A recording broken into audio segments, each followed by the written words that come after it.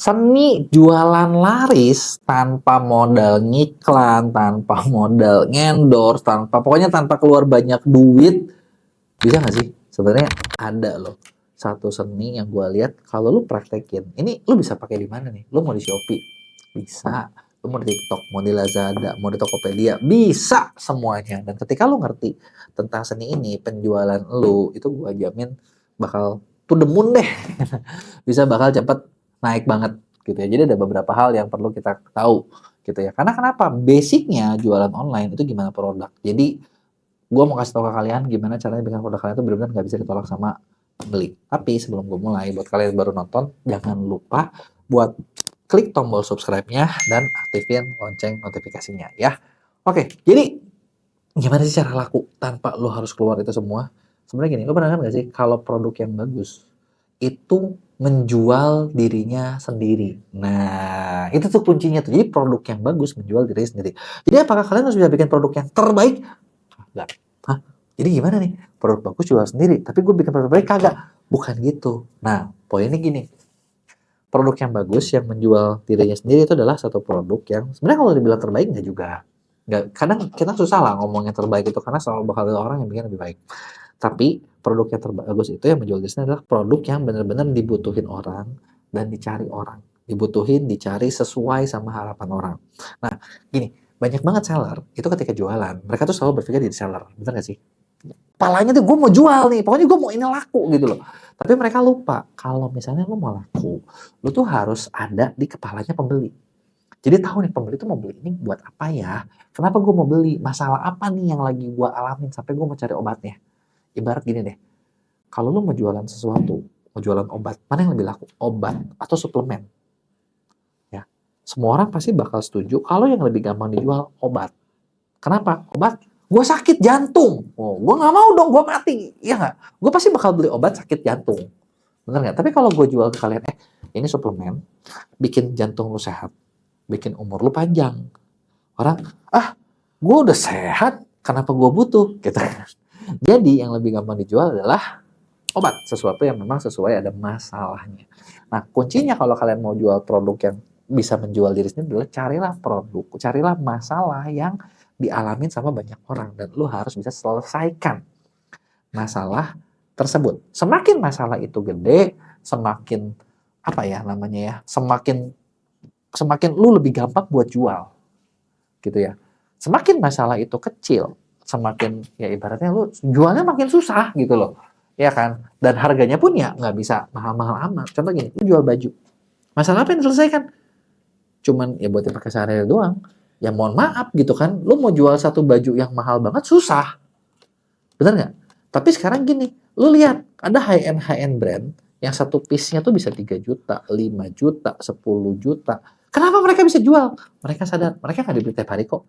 Orang yang beli tertentu. Tapi orang yang dibeli mungkin mau tampil, bener nggak? Mau ketika di luar tuh jadi pusat perhatian. Dan masalah selesai kan bukan cuma buat baju. Gimana nih?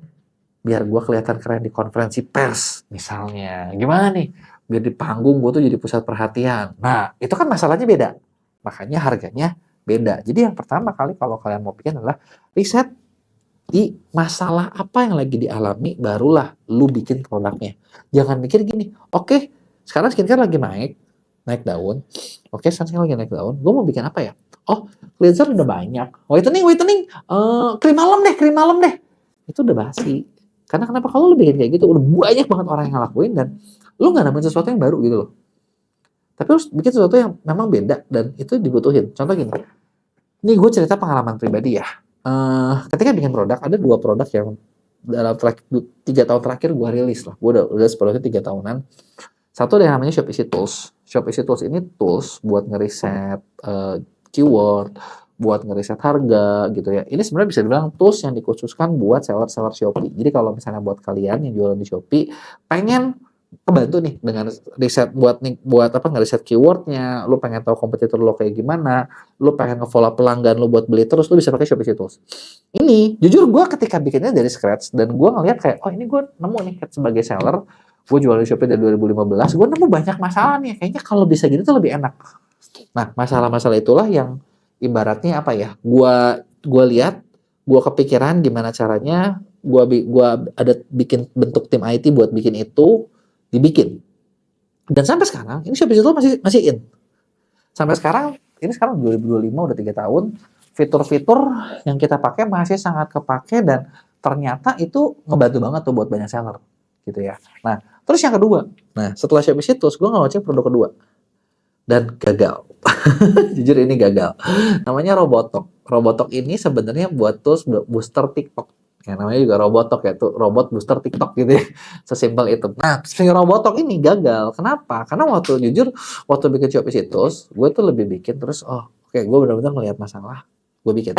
Ketika Robotok, karena gue nggak terlalu lihat masalah sih, cuman kayak, di Shopee bisa, di TikTok juga bisa, kita bikin aja deh kayak gini gitu kan. Gue fokus by product gitu kan. Dan ternyata ya ibaratnya modal riset, modal apa yang dikerjain dari ini hilang. Nggak bisa diapa-apain gitu. Gue mau jual lagi juga udah, ya maksudnya gini ya, gue nggak tahu sih dengan kalian ya. Ada orang yang penting kalau udah punya jual aja dulu, manfaat atau nggak manfaat, bodo amat. Nah, gue bukan orang yang kayak gitu. Jadi ketika itu, gini, gue modal bikin itu mahal, keluar gede. Balik modal nggak? Enggak. Minus? Iya, minus. Tapi daripada gue jual dan bikin orang lain kecewa, atau misalnya nanti menjadi jelek, gue nggak mau udah biarin dah. Ini gagalnya gue, gobloknya gue, kesalahan riset gue, udah gue aja yang ngalamin dah. Ya, daripada orang lain, daripada nama gue rusak, gue nggak milih itu. Gitu ya. Nah, itu adalah jadi lu bisa riset produknya. Jadi gue cerita pengalaman gue. Terus yang kedua, lu juga bisa lihat nih produk kompetitor yang laris tapi belum banyak yang jual. Nah, ini kan bisa dilihat kita kayak ATM ya. Tapi gini, ATM itu bukan ATP, guys. ATM itu dulu lihat kompetitor bikin apa, lihat ada masalah yang masih belum terselesaikan nggak, lu bikin sesuatu baru lu launching. Bikin sesuatu yang lebih baik gitu. Jangan cuman kayak gini, oke, kompetitor lu bikin A, lu bikin persis. Nggak ada berubah, nggak ada bedanya, nggak ada ini itunya, tapi ya cuman dibikin, oh ya udah, pokoknya dia gini, gue lebih bagus deh, bahannya lebih tebel deh. Nah, ketika lu bikin kayak gitu, lu bakal jadi peniru.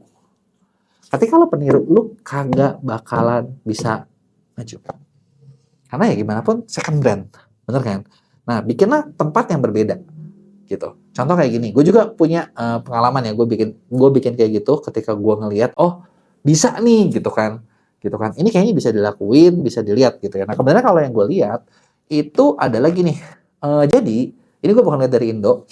Jadi ketika gue ke China, gitu ya, ada di bawah sama TikTok waktu itu, gue lihat di China itu ada satu program yang TikTok buat dan dipakai seller-seller cukup in. Nah, jadi programnya kayak gini. Seller itu ketika ngiklan, mereka tuh butuh banyak konten. Nah, masalahnya adalah sebelum itu semua seller bisa bikin konten banyak. Bener nggak? Creators bisa ngasih banyak konten, tapi seller juga belum tentu bisa ngirim konten, ngirim sampel banyak ke semua kreator. Jadi kan ada masalah nih. Nah, masalahnya adalah kita bikin di situ tuh mereka punya program. Jadi kalau di China si TikTok ya itu bikin program tuh kayak gini, si Douyin bukan TikTok. Si agency gitu ya. Itu kerjasama dengan seller gitu ya. Nah, seller jadi nyiapin nih. Oke, gue cuma nyiapin beberapa footage atau mungkin beberapa 1-2 sampel dikasih ke agensi, nanti agensi nyebarin ke ratusan kreator post. Jadi seller itu bisa biaya murah dapetin konten yang banyak banget gitu loh. Nah, konten yang banyak itu nanti kan ada komisinya ke kreator dan lain sebagainya. Nah, ini adalah solusi yang di sana gitu loh. Di Indonesia belum banyak. Nah, langsung dah gue bikin. Oh, iya nih, ini bisa nih. Gue cari tahu gimana caranya biar gue tuh misalnya dengan bahan yang ada, gue bisa bikin jadi ratusan video. Gue belajar tuh caranya kayak gimana. Dan gue nemu, caranya ternyata kayak gini. Kita manfaatin kreator seperti ini, kreatornya programnya seperti ini. Dan ini kita bikin gitu ya di Indonesia, dan beberapa seller yang pakai itu ngerasa kayak efektif banget. Jadi dengan budget yang murah, lu bayangin aja sekarang gini deh.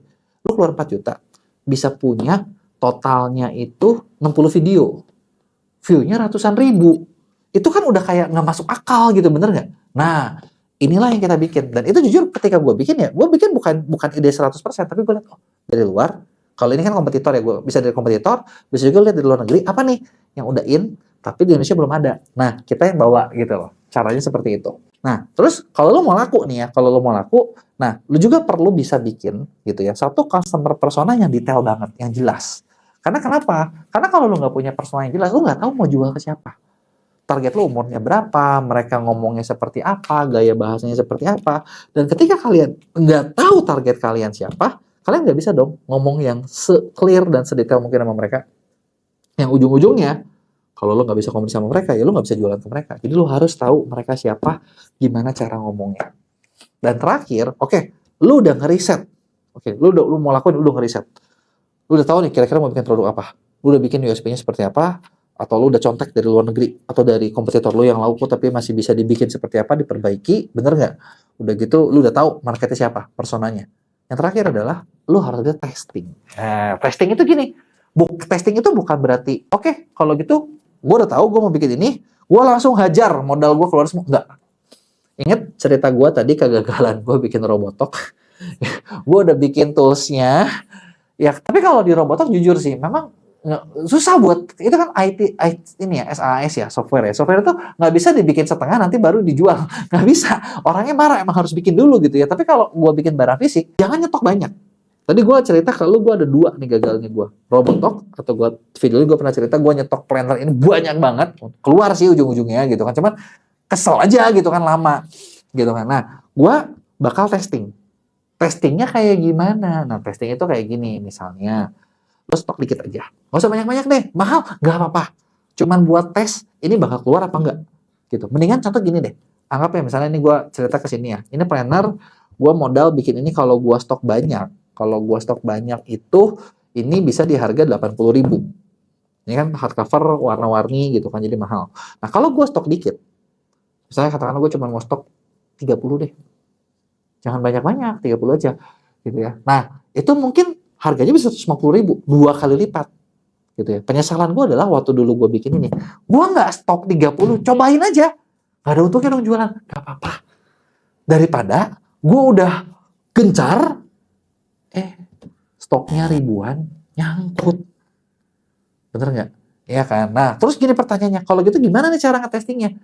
Nah, ngetesting itu juga ada seninya, gitu ya. Ada caranya, ada seninya gitu. Di MEA kita punya satu service khusus yang namanya program launching product. Jadi service launching product ini adalah, jadi gini, lu punya stok barang atau misalnya dikit mau dites ya, kita bakal bikinin konsep SKU-nya seperti apa, ininya kayak gimana, disebarin di kreatornya seperti apa, diiklanin sebagai gimana.